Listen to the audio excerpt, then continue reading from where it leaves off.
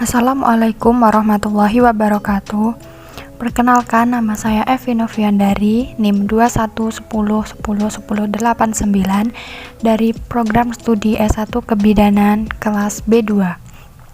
Di sini saya akan menjelaskan mengenai siklus Krebs.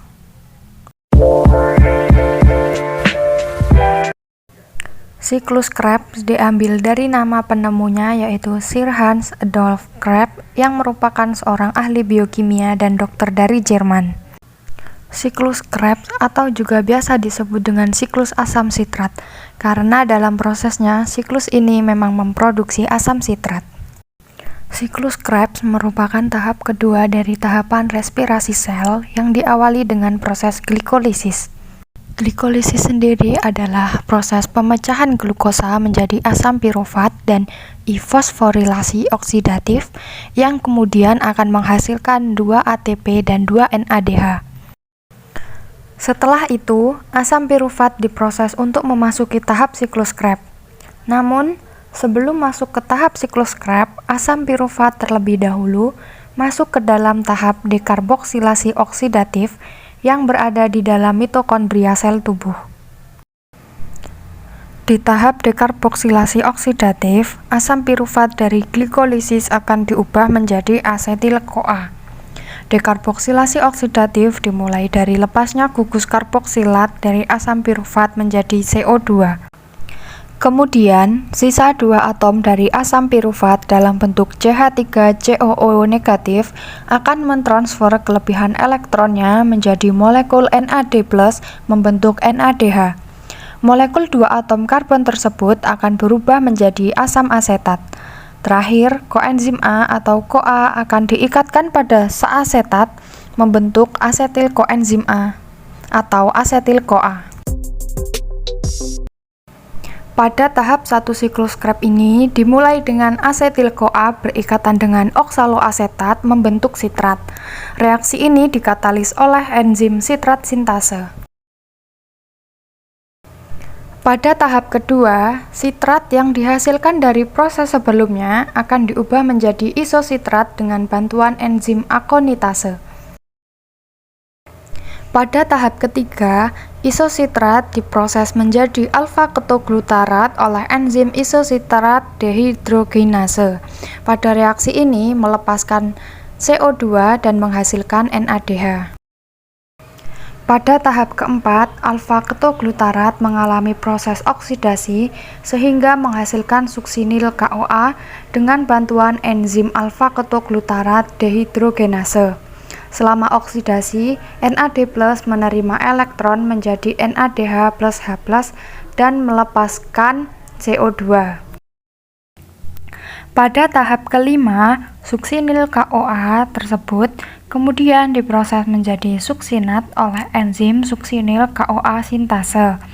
Pada proses ini menghasilkan GTP yang kemudian dapat diubah menjadi ATP. Pada tahap ke-6, suksinat dari proses sebelumnya dioksidasi menjadi fumarat oleh enzim suksinat dehidrogenase dan menghasilkan FADH2. Tahap ke-7 adalah proses hidrasi.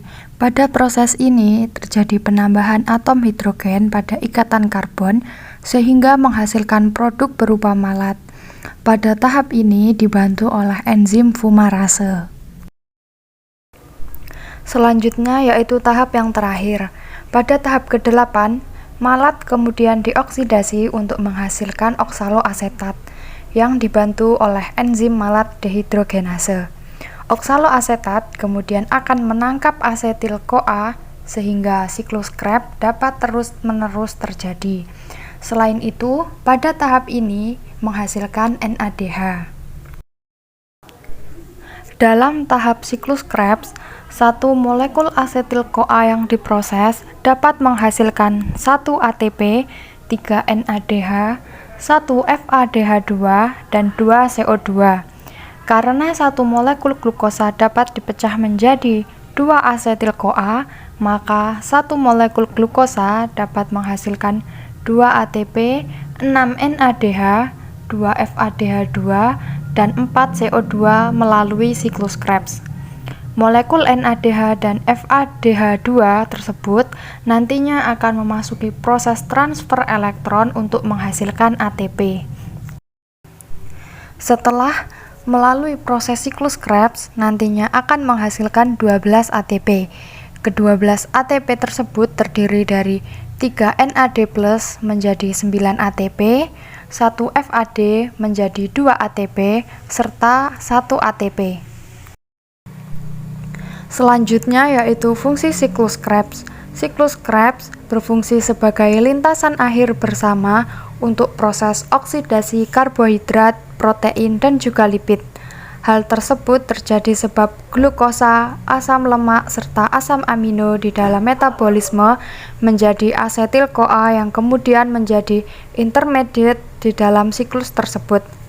Siklus Krebs juga mempunyai peranan penting dalam proses transaminasi, deaminasi, dan gluconeogenesis serta lipogenesis. Selain itu, fungsi utama siklus Krebs adalah menghasilkan koenzim tereduksi yang menggerakkan rantai pernapasan untuk produksi ATP, menghasilkan karbon dioksida yang paling banyak pada jaringan manusia, menyediakan sebagian bahan keperluan sintesis protein dan asam nukleat, serta mengkonversi sejumlah energi dan zat intermediate yang berlebih untuk kemudian digunakan pada sintesis asam lemak. Sekian video mengenai penjelasan proses siklus Krebs, kurang lebihnya saya mohon maaf. Wassalamualaikum warahmatullahi wabarakatuh.